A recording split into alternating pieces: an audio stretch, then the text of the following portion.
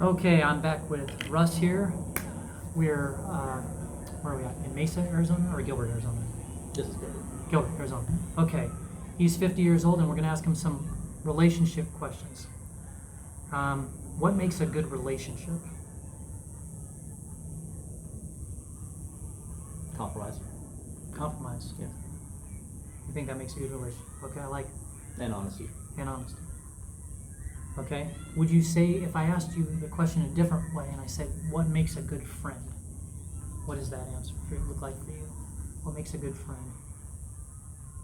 Honesty. Honesty. Yes. Because you can tell if someone's being disingenuous. And if they're honest with you, then you'll understand if they're actually a true friend or not. I like that. I don't know what I would think my answer would be on a good friend. I think one of them, and I don't know if this how high it ranks, but I think is like effort. Right. Like, I'll give you an example. I have some friends that, like, I keep in touch with. I remember their birthdays, etc., right? But I feel if I didn't do that, I would disappear. You know what I mean? Like, it's not a very reciprocal, Right. you know what I mean? Not a lot of, it's more of a one-way effort. Right. And I think that, I don't know, that's just me. Well, I mean, loyalty is the other big one. Oh, yeah, there you go, dude. With, like, Kevin, for example. We talk once a year at best, but if he called and said, hey, this just happened, it's like I'd be the first one in his house. Right. Well, that doesn't answer the next question, but it's a perfect segue to the next question, which is, would you rather have a best friend, or 5 decent friends? 5 decent friends. 5 decent friends? Yeah. Well, and that's, yeah. And I think you have a lot of friends. What comes to mind when I say the word family? People that will be there through anything. Ups, downs, good, bad. Yeah, pretty much. Sort of that loyalty thing again. Right.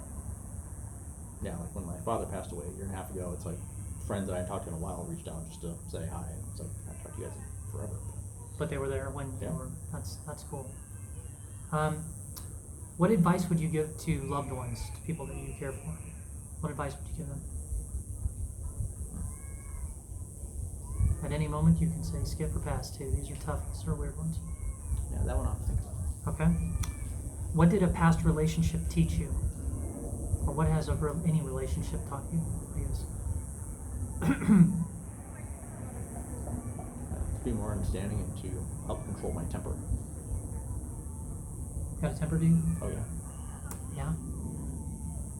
Yeah, I think one of the things now that I'm reading that, and when you just said the word understanding, what it made me think of is that, you know, we can never put ourselves in another person's shoes, but to the extent we could, it would probably be pretty helpful.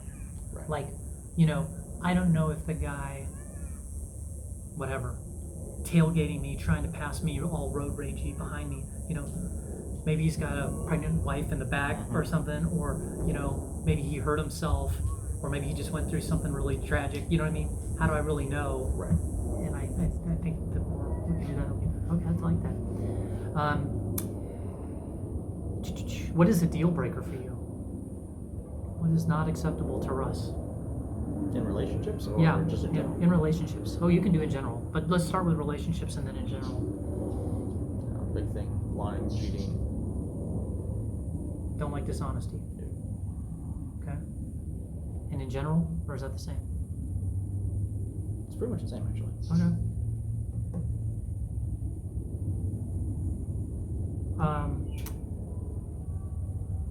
Do you usually? Oh no, that's not a good one. Okay.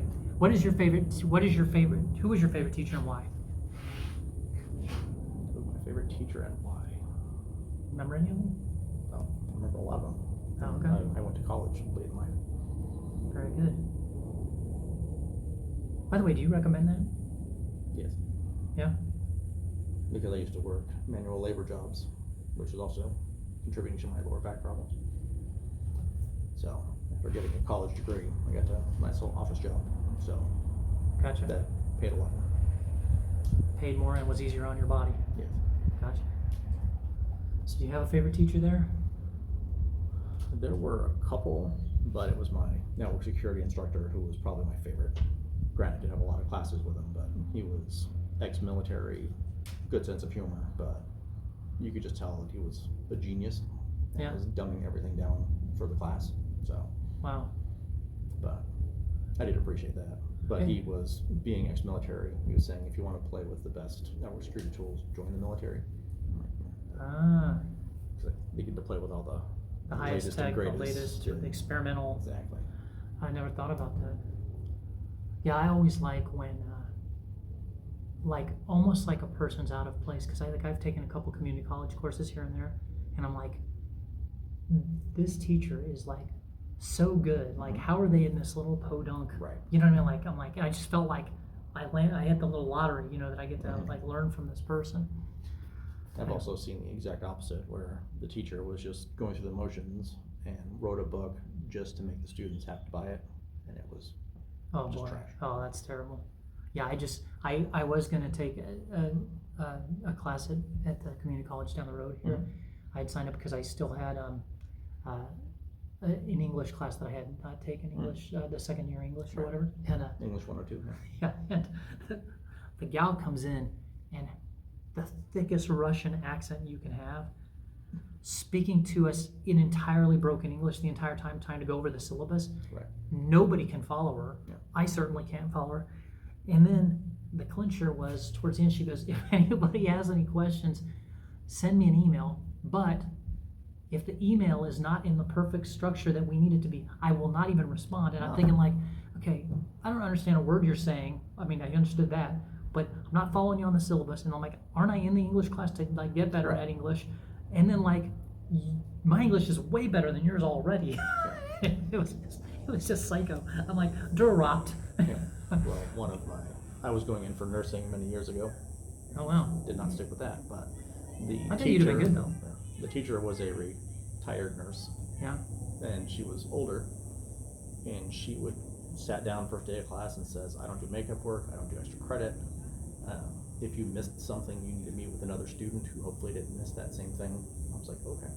And she'd stand up. The entire wall was a dry erase board, and she wrote in 2 feet of it, because she didn't want to move, turn around, ask a question, turn around and erase it. And we're like, you never moved, so we couldn't write that down. So we literally had to sit on opposite sides of the room to see behind her, and then get with the other side of the classroom to get the note you missed. My name is Mrs. Know Nothing, and I want you all to fail. We started with 45 students, we ended with 4. Yeah. Did you stick it out? Yeah, because it was a required course. That had been hard. It was rough. Dude, that's crazy. That's crazy. I heard this thing one time that people, one of the reasons why employers look for people with college degrees is not necessarily what they were educated on, but because it shows proof that they can take it. Right. That they can actually finish the process. That they can, you know, that they've got tenacity. You know what I mean? And stick-to-itiveness, whatever you want to call it. Yeah, I had a teacher, because that was the first B I got in college, and she said, no one is ever going to ask you what your GPA was. They just want to make sure you can finish what you started. Yeah, I mean, it's kind of interesting. All right, that's our conversation with Russ.